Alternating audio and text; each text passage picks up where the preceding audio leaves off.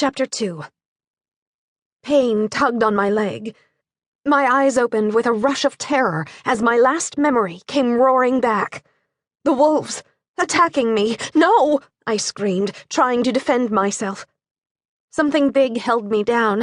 I was so panicked it took me a moment to realize that it wasn't biting me or covered in fur.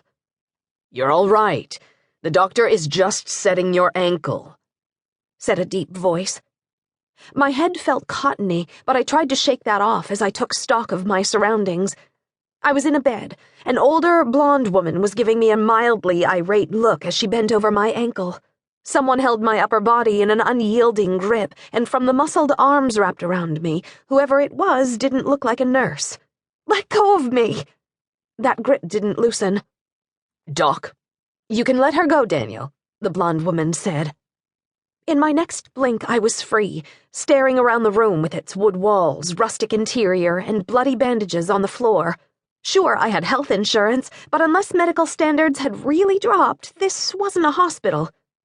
It took a second for me to recognize the tall, russet-haired man by the bed.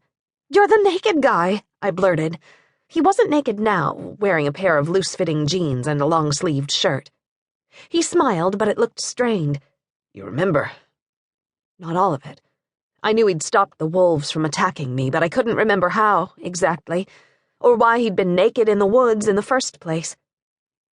There was something about the wolves, something really important that my groggy mind couldn't quite recall. "The wolves," I began. "I need to finish this," the woman interrupted me. "Hold still, you'll feel some pressure."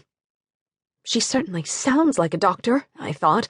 Professional, uncaring, and using the word pressure to describe what would probably hurt like hell. My premonition proved correct. A burning pain started in my ankle as she probed, muttering to herself while she shifted it a few times. "Where am I?" I asked, biting back a yelp. "Is this a ranger station or something?" The man stared at me, his hazel eyes seeming to probe as much as the doctor's pitiless fingers. "What's your name?" Marlee Peters." "The sedative shouldn't have worn off this quickly," the woman remarked when I couldn't help but yank back as she manipulated my ankle in a direction it didn't want to go. "You know that, Daniel." "So give me another one," I said, clenching my teeth as the pain began to throb. "Pressure my ass."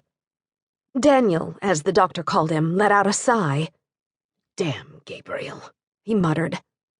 Gabriel. The name conjured up an image of a huge gray wolf glaring at me, one eye bleeding. "They hunt us," it had said. Then it started writhing on the ground, its fur disappearing. I tried to bolt out of bed, but Daniel had me pinned back before I'd even cleared the covers.